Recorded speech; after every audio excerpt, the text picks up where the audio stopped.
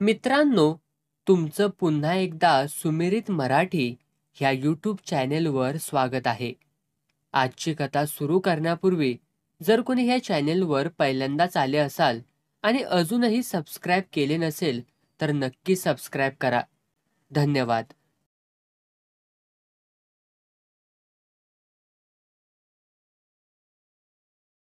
खंडोबाच्या माळाला फासपारध्यांचा तांडा उतरला होता.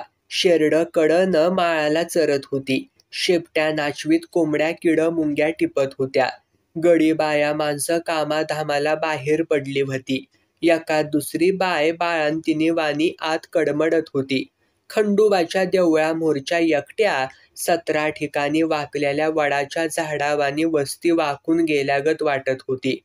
दुपार टळली होती. ऊन निबार होऊन गार पडत होती.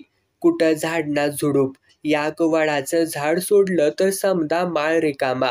2-3 हाकावर वाहणारा वडा आणि त्याच्या काठाची हिरवीगार जमीन सोडली तर समद रखरखीत वाटत होतं.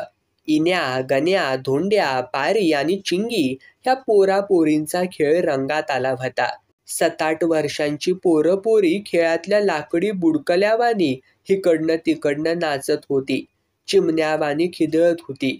पोरांच्या अंगात फाटक्या पैरणी, ढुंगणाला काय नाहीच. पोरी बी नुसत्या पोलक्यावरती. काळी पांढरी अंग.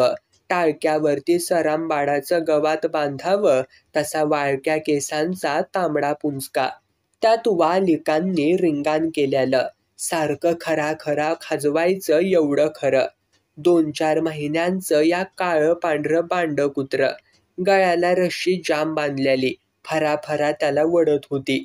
ती केकटलं तशी पोरं खिदळत होती. पोरी पुढं पळत होत्या आणि पोरं कुत्र्याची फरफट करत त्यांच्या मागणं आर धर धर धर चोर करत पळत होती. हाताला घावल तो दगड कुठं बी भिरकून देत होती. दात पडक्या येण्याचं ध्यान कसं गेलं कुणाला ठावं. याक पाय तुटकं गिधाड धडपडत माळाला उतरताना त्यानं बघितलं. ती सारखं वर उडायला बघायचं, पुन्हा खाली आपटायचं. एका पाखाडातनं जीव गळून गेल्या वाणी धडपाडायचं. एक पाय पार भुंडा. बोट बिट दिसत नव्हती. बुंड्या पायानं उड्या हाणायचं. पोरासनी गंमत वाटली. त्याला धरायसाठी लागली तर त्याच्या माग. धोंड्याच्या हातात कुत्र तसंच. गिधाड पळल तसं माग कुत्र घेऊन पळायचं. काटा म्हणायचा नाही, दगुड म्हणायचा नाही की खड्डा म्हणायचा नाही. पळायचं एवढं खरं. गिधाड गडबाडल्यालं. त्याच्या मरणानं ते मरतय आणि पोरासनी गंमत वाटत्या. इन्यानं दगड उचलला. जीव खाऊन हाणला. पकाडावरती बसला तसा बदाक करणी वाजला. थोट्या माणसावानी पाय नाचवीत दगड चुकवून मानगुट नाचवीत गिधाड पळालं. पारी म्हणली, ए धोंड्या, गण्या, दगड हाणू नगासा त्याला. आपण धरूया. आबा आलं की त्याला दाऊया. हा, इतकं सल्प आहे वय. ते नाही घावायचा. त्याला जीवच मारूया. टांगून ठेवायचं पालावरती.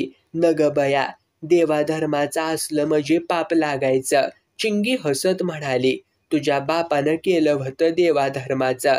गिधाड काय कुठनं बी येतं फिरायला, आभाळात राहतया. इदूळ पावतर गिधाड एका खळग्यात उतारलं होतं. बोराटीच्या झुडपाच्या आड दडलं होतं. लाकडी बैल घेऊन पळावा तसा धोंड्या कुत्र घेऊन पळत होता. ठेचकावून कुत्र गायकुतीला आलं होतं. नरड्याची दोरी पार ताणली होती. तो मोठ्यानं म्हणत होता, अरे बाजूला व्हा समधी जण, ह्यो वाघ्या एकटा गिधाड धरणार हाय. पोरच ती त्यांची टाळकी और बोड्याची. वय धोंड्या, सोड तुझं कुत्र, खाऊ दे फाडून गिधाडाला.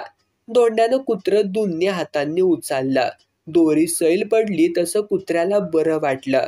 गिधाड आपलं मानगुट खालीवर करत थोट्या पायावरती चाललंय नाचत. धोंड्या हळूहळू गेला. कुत्र टाकलं गिधाडाच्या अंगावर. 4 पाय वर करून कुत्र पेकटावरती आपटलं. की की की करून केकाटलं. धपाक दिशी काय पडलं म्हणून गिधाड बावारलं. आपला तपकिरी कोट सावरीत मानवरलं केस त्यानं पिंजारलं. डोळं गोचडीवानी हलवीत कुत्र्याचा वास घ्या लागलं. कुत्र बी 17 ठिकाणी ठेचकावून शेंदारल्यालं. पार कातडं घासून रगात निघायची बारी. त्यात धोंड्यानं आपटायची घाय धरल्याली. धर धर, खा गिधाडाला. असं म्हणायचं आणि गिधाडाच्या पाठीवरती कुत्रं फेकायचं. समधी खदा खदा हसायची. पोरी फिदी फिदी हसायच्या. धोंड्याला लयच जोर यायचा. धपाक दिशी कुत्रं पुन्हा आपटायचा. गिधाड लंगडत होतं तरी नाकाडानं कुत्रं हुंगत होतं. मानगुट नाचवीत कुत्र्याला चावायला बघायचं. मागच्या फऱ्यावरती कुत्रं पार रक्ताळलं होतं. गिधाडानं जाता जाता टोची हाणली. काळीज वडल्यावानी कुत्रं केकाटलं. आबाधबीचा खेळ खेळल्यावानी पोरांनी गिधाड पार वड्याजवळ नेलं. वस्तीपासनं चांगली 2 हाकवरती पोरं पोहोचली होती.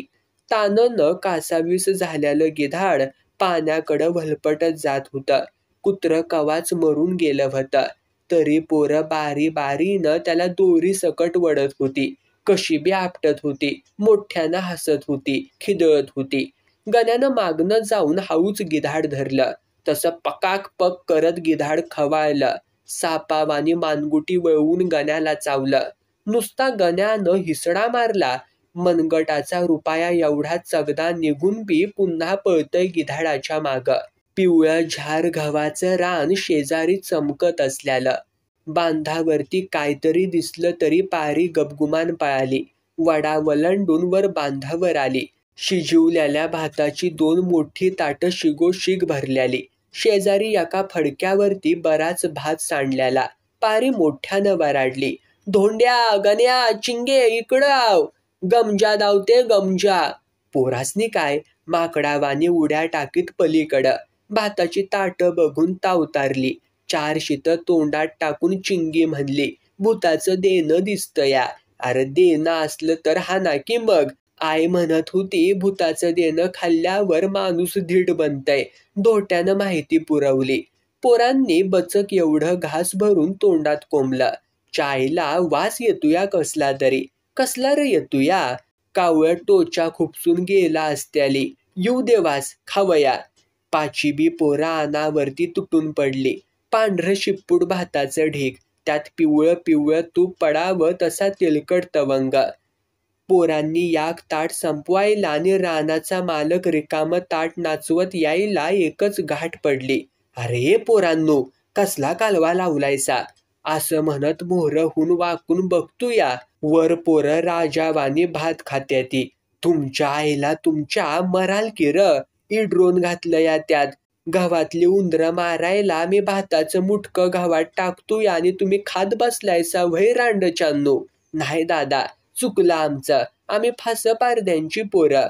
पळायसाठी पोरं उठली तर तोल कुठं सावरतोया त्यासनी. समद रान चक्रावानी गरागरा फिरायला लागलं. पारी उतरायला गेली ती गडगडतच खाली, पार वड्यामध्ये. गण्या ताटाजवळच पडलं. धोंड्या व्हलपाटत खाली आलं. उठून 3-4 पावलं गेलं आणि पुण्यांदा आपटलं. पाचीही पोरं गपचार झाली. मालक बावचळला. त्याची बायको पळत आली. घडला इतिहास ऐकून कावरी बावरी झाली. गोंधळून गेली. अव त्या पोरासनी पाणी तरी पाजून बघा. मरू दे तिकडं, पारद्याची हाय ती. सापाची पिलं बारकी असतानाच मिली तर मजी बरं असतंय. मोठी झाल्यावरती समद्या शिवारात माणसाला तरास. हुता नव्हता तेवढा भात कसा तरी इसफाटून मालक बायकोवरती डोळं वटरून म्हणला, आता उशीर लाव नगस, चल घरी. कुणी बघितलं तर आपल्यावरती येईल सारं. इनाकारणी हातपाय गळ्यात. चल चल. यडबाडल्याली नवरा बायको चकाट पळाली. इकडं चवल्या पावल्या खुशीत होती. रोजच्या परास दुप्पाट यगानं पाय उचलत होती. पैसं बुडवाय बघणारा धनलाल त्यांनी कात्रीत पकडला होता. दोघांनी मिळून आल्यालं बघून धनलाल पार हादरला.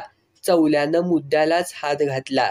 शेठजी, माणसं फसवायचा धंदा कवापासनं सुरू केला? कोण म्हणतंय? मी म्हणतो. पावल्याला पैसं द्यायला सांगितलं होतं तुम्हाला मी. 6 महिने होऊन गेलं तर पैसं द्यायचं बाजूलाच राहिलं. उलट मी तुमच्याकडनं 20,000 रुपये घेऊन गेलो असं म्हणालायसा म्हण. शेठजी घाबरला. पावल्याला मोहर बघून तर धोतार फिटायचीच पाळी आली. सारवा सारव करत म्हणाला, असा नाही करायचा मी. चुकी झाली माझी. कबूल न करून कुणाला सांगणार आहेसा व तुम्ही? टाका आता पैसा, टाका. आता नाही ती. समदा पैसा बँकेत आहे. तुम्ही उद्याला या, उद्याला देतो. एवढं भोळं साम समजतायसा व्हय आम्हासनी? पोलीस पाणी सोडून फिरत्यात आम्हाला धरायला आणि तुम्ही आम्हाला वायदं सांगतायसा व्हय होता? तुमचं सिनेमाचं थिएटर एका रात्रीत फुकून टाकलं तर माझं पैसे वसूल होत्याली का? छछ्या, तुम्ही शहाणी माणसाने असं वाकड्यात कसं शिरतायसा? अरे पैसे देत नाही असं म्हणलंय का र मी? का आपलं इनाकारणी शिरात आणायच्या एवढं खरं? शेटजीनं खिशात हात घातला, नोटांचा पुडका मोहर टाकला. घ्या मोजून, 5,000 आहे ती. बाकीचं आता काय म्हणू तुमच्या घायला? कुठं पळून जातोया व्हय मी? आता हाय ती तेवढं पैसे खाऊन टाकाल आणि मोहरा अडचणीच्या टाइमात कुणाकडे हात पसराल? चला पळा, आठवड्यात डबुलं घेऊन जावा. 5,000 तर 5,000. पैसे खिशात घालून दोघं बी वाटायला लागली. इतक्या सहजासहजी धन्या पैसे देईल असं चौल्याला वाटलं नव्हतं. चला, ह्या पोलिसांचं काय सांगावं? एखाद्या टिपणाला झोपत गाठत्याली, पोरं बाळ उपाशी मरत्याली. समद्या वस्तीला पैसे वाटायचं असं ठरवून दोघं बी खुशीत चालली होती. मधीच चिलमीचा दम मारल्यानं खुश झाली होती. थंडीत गरम गरम हवा अंगावरनं जावं तसं वाटत होतं. मधल्या वाटनं माळरानं तुडवीत वस्तीकडं झुकत होती. चुकून माकून भेटलेला माणूस घाबरून बाजूला होत होता. साळीचं रान वलंडून दोघं वड्यात उतरायला गेली तर 4-5 पोरांचं मुडदं वावटळीत गावल्यावानी झालं. दोघांसनी काट्याच्या गचपानात पडल्यावानी झालं. प्रत्येक पोर त्यांनी उचलून बघितलं. तोंडाला भाताची शीतं चिकाटल्याली. इंड्रींचा वास भपकारत नाकात घुसला. कंच्या आई निजव्यानं पोरं मारली तर म्हणायचं, असं म्हणत चौल्या धावत धावत वर गेला. समद्या रानाला चक्कर टाकून नेमका बांधावर आला. आत गावात फिरला. समद्या साळीत भाताचं मुटकं, उंदरं मारायसाठी इश घातलेलं, त्यातला गोरगरिबाची पोरं बळी पडल्याली. इकडं वस्तीवरती कालवा चालला होताच. बातमी तिथं पोहोचली तसं समद लटांबर पळत आलं. आपली पोरं अशी डोळ्यामोहर मेल्याली बघून चिंतागती झाली. माळाच्या आतडी तुटतील अशी सगळी गळा काढून रडायला लागली. कधी नव्ह ते चौल्या पावल्यांचं बी डोळं पाण्यानं भरलं. चला, रडू नगासा, उचला फिरत. आपला जन्मच वनवाशाचा, त्याला कोण काय करणार? ह्या गावाच्या मालकानं असं कराया नग होतं. वस्ती लांब नव्हती, बातमी पोचवायला पाहिजे होती. निदान दिस मावळस्तवर त्यानं बांधावरती बसायला पाहिजे होतं. ठीक आहे, श्रीमंती मात चढलाय ह्याला. 10 एकरात गहू लावून 4 माड्या बांधायचा विचार दिसतोया ह्याचा. अरे बांध की, आम्ही कुठं नग म्हणतोया तुला. पर त्यात गोरगरिबाचा कार बळी घेतोयस? अरे रानपाखरावाने पारद्याची पोरं, त्यासनी कुठं घरदार आहे ती घरात खेळायला? ती शिवारातच फिरायची ता. पावल्या चल, आता उशीर नग. पिरत ह्या वड्याच्या काठावरच जायची. हाताला मिळल ती गोळा केलं. तिरड्या रचल्या. सरान दिलं पिटवून धडाडा. इकडं सरान पेटलं तशी चौल्यानं पावल्याला खून केली. पावल्यानं बाकीच्या भिडूसनी पावल्या मागं बाकी गडी पळालं. 10 एकराच्या गव्हाच्या शेतानं बघता बघता पेड घेतला. सरनापरास रान जोरात पेटलं. आग वाऱ्यावानी भडाकली. दिस मावाळल्याला. दोन्ही बाजूंनी आग लागल्यानं मधी वाडा चमकत होता. पाय तुटकं गिधाड निवांत मेलेल्या कुत्र्यावरती तुटून पडलं होतं.